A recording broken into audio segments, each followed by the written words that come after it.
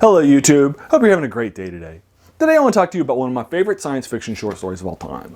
And in fact, I'm not the only one who thinks it's a great short story.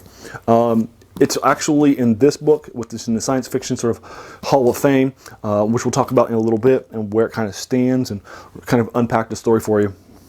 It's actually by a husband and wife duo, C.L. Moore and Henry Kuttner. We'll tell you who those people are in a little bit if you're not familiar with them. And it's actually called Mimsy Were the Borogoves. And we're going to talk about it here in a little bit. But it's just this incredibly well concepted, written and delivered piece. It's one that stays with me. I consider it one of my favorite science fiction short stories of all time. And I want to bring it to you today. So let's go ahead and talk about it. First of all, this book is a book I actually have shown you before, and we're going to show it to you again. This book is actually the Science Fiction Hall of Fame. It's a collection of stories that were published that were considered the best of all time prior to a lot of the publications of the Nebula Awards and such. So these are kind of like the stories that probably would have won those awards if they were published during that time. And it's from the beginning of science fiction through 1964. So these are, and then this is by the science fiction writers group of people. So the people who are choosing the best science fiction stories of all time are writers and publishers and such. So they're people that are professionals. So they're basically writers choosing the best stuff for other writers. And that's important, I think, in a story like this. Now, there are more than 20 stories in this short story, and if you've never heard of it, Mimsy Were the Borogoves is, according to the writers, the 7th best short story of all time in science fiction for the first era of science fiction, for the first 4 decades or so. Now that is an incredible honorary place to put a short story like this. So that's something I definitely want to sort of wrap our head around. This is something that is, I'm not the only one who's saying, hey, this is a great story. This is a great story, but I'm not the only one who's saying it. There are other people too. And I actually bought this book because I wanted to read this short story. I had heard that it was such a great one, and that's actually the reason why I bought this book. Now I've read every story in this book. We'll come back to it again. We've already had some stories in it. We'll come back to it later on. I do think there's value in reading what people think is the best out there and then them figuring it out yourself. Do I like it or not? And there are some in this list that I like a lot more than others that I've never read before. But this was the book, this was the story that led me to this book. Now let's talk a little bit about Henry Kuttner and C.L. Moore. They're a husband and wife writing team. They started writing in the 30s. And 20s, 30s, and 40s, and 50s. They are both members of Lovecraft's sort of circle of writers. We'll talk a little bit about that here because I want to set sort of that context. But I suspect I have another video planned where I want to talk at length about sort of Lovecraft's circle of writers and how his and all of the letters that he wrote sort of built this huge circle of people. And what he does is he does that with these two writers as well. Both of them are ones that he embraces.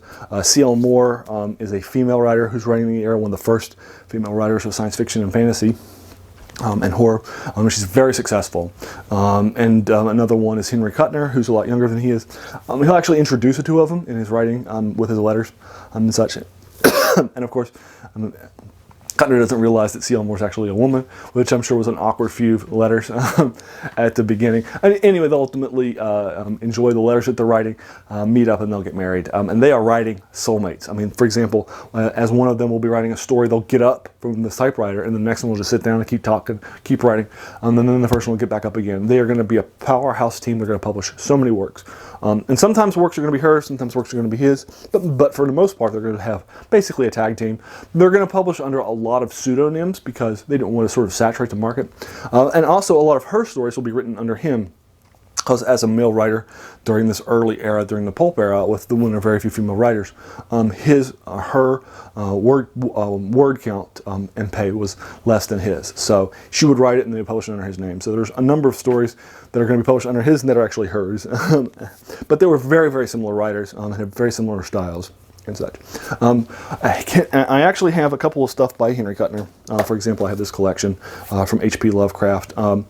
He actually would write a lot of stuff early on that's kind of in a Lovecraftian style, in the horror genre. He'll also write a number of stories that are kind of set in sort of a Conan-esque, Robert E. Howard-inspired set of characters too. And so he will be and it'll be a while before I think he finds his voice. C.L. Moore, on the other hand, finds her voice much more quickly. She's a very strong writer from the very beginning. She's actually one of the most prolific writers for about 10 years for Weird Tales and other similar magazines that kind of really sort of curtailed to the science fiction genre, as well as fantasy and horror. She has several interesting characters like Northwest Smith, who definitely has stood the test of time. She's actually in the Science Fiction Hall of Fame. She was in the 3rd class inducted, actually. So she's an incredibly talented writer who was definitely hit the ground running. And I'm not just making this up. I'm going to give you an example.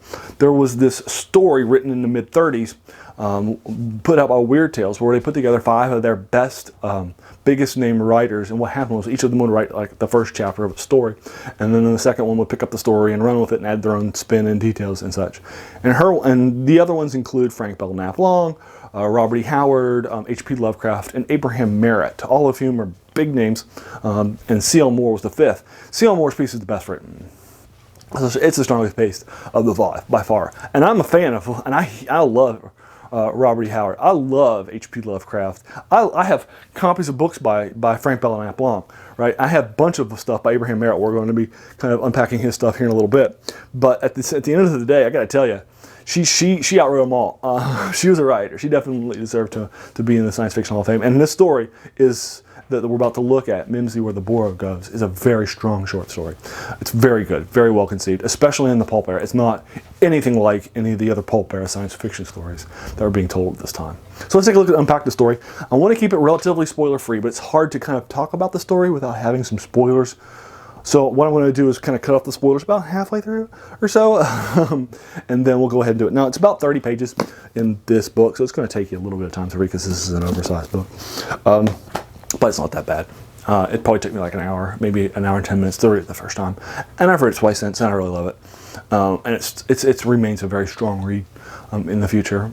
So the story begins with a scene set millions of years in the future with sort of a post-human person who has a family and such, and he is trying to build a time machine. So he has this little time machine box that he makes, and then he just takes some of his children's toys, puts it in the box, and then sends it back into time. With the intent for it to come back to prove that the time travel actually can exist and this machine will work. It doesn't come back. So he does it a second time. He builds another machine and sends it back in time. And it doesn't work either. And you know, the toys never return. And so he's thinking that time travel probably is just not working as an experiment. He just gives it up and moves on and designs other things. The first of those boxes is going to hit in the mid-1900s, and the others are going to be in the late 1800s, about 50 years earlier. Now, the one that hits in the 1950s or so, 1940s, is going to be the one that we're going to pick up on. It's going to be found by this young boy. He's going to bring them home and share them with his young sister, and the two of them are going to start playing with these toys. And the toys are going to be very heavily detailed and such. You're going to learn a lot about these toys and what they look like and what they're doing and so forth. Basically, what's going to start happening in a few pages into the story is that the children are going to start changing based on their interaction with these future toys. They're going to be learning things, asking different questions, seeing things differently, and such. The parents concerned will bring in a child psychologist and try to figure out what's happening and such. And they realize it's the toys and such. And so the time travel aspect is going to be one that's very important for the story. The main storyline will also be introduced near the end of the story to the second box and what happened to it. Actually the first box that was sent out, that was sent earlier, as we're kind of taking a look at the second box sent into the mid-1900s. About 50 years later or so. So they're going to kind of wrap them up kind of nicely into two pieces. The storyline is very nice. What's happening is very interesting, and actually makes a lot of sort of hard science fiction sense. I think a lot of our sort of ideas is that how we educate our kids at an early age kind of influences how they're going to learn, what they're going to learn, and so forth. I don't think that our minds are any more developed than they were when we were younger, in younger ages, thousands of years ago. I just think that our methods of teaching and education are probably better. So imagine the methods from the far future coming back to today's students. They're probably going to be relatively, their results are going to be much more similar to what was happening in the future rather than today. It's a very good, solid concept, and not one that I remember having experienced before or since. I think it'd be a great Twilight Zone episode. And again, it's this incredibly evocative story. The idea of these future toys coming back and our kids kind of connecting with them and studying them and learning from them a lot of things that they weren't expecting to learn. So it's this very interesting sort of story. And it's not like anything that I had read before or since in science fiction. It definitely feels like it's its own thing. Yeah, it's a time travel story, but in a very different way. Because of the concept of the toys, the children and such. It's just a very sort of an interesting story. And so I think it's great. I think this is probably the high water mark for Kuttner and more for their writing. I do like them. I have like I said, I got novels by Kuttner, stuff by Moore all day long. The Northwest Smith stuff's really good. We might look at one of those stories or two later on as a part of this YouTube series. But this is just an incredibly well done piece. And again, I totally agree that it's a top 10. I would actually give it higher than 7. I actually think it's better than some of the stories they thought was better. Top 10. But anyway, that's neither here nor there. It's a great story. Everybody likes it. Check it out. I think you're going to love it. I'll hit you up with a link to some things in the comments below, so that way you'll have a chance if you want to just click on it with Amazon or something and pick it up. You can feel free to do so. What did you think? Have you ever read Mimsy Were the Borogoves? Have you ever heard of Mimsy of the Borogoves? You might not have. You know, it may very well be a lost classic. And I came to it because of my love of horror literature, and I had followed sort of Kuttner and Moore through Lovecraft's stuff, through the Cthulhu mythos, and some other stuff like that. And so I wanted to check out this. Again, I bought the entire book collection because I wanted to check this out because I read it was such a good story. And it was. And that's rare. Sometimes I'll check out something that everybody says is great and I'll be like, it wasn't that great. Or I'll find something I think is really great, but other people are like, it's okay. But it's like, no, it's great. I love it to death. So it's not always the case that my opinion, especially for a collection that I went out and bought just for the story, lines up with what others think too, but it does in this case. It definitely is worth the price of admission as a story. So again, let me know if you thought about it, if you've heard about it. If you've never heard about it, check it out. You're going to enjoy it.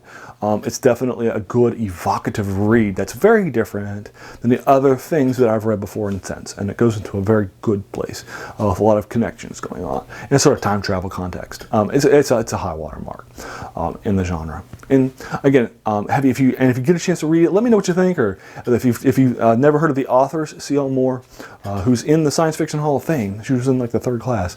Or Henry Kuttner. Or if you have, but you're more familiar with maybe Kuttner as his Lovecraft stuff, as his horror stuff, or C.L. Moore for her science fiction stuff and her works in the pulp magazines, which she was very prolific there too. Then if you've never heard of them, check them out. You're going to like them as writers too, I think. Anyway, thanks for reading. If you've enjoyed this video and this review, feel free to hit that subscribe button. There's going to be a whole lot of stuff like this to come down the pike. And again, hey, I want to thank you so much for taking some time out of your day to watch this video. If you've watched this far, man, I appreciate it. You spent some time on your day invested in my video, and I really do appreciate it. We all have busy lives. So once again, thank you so much for your time.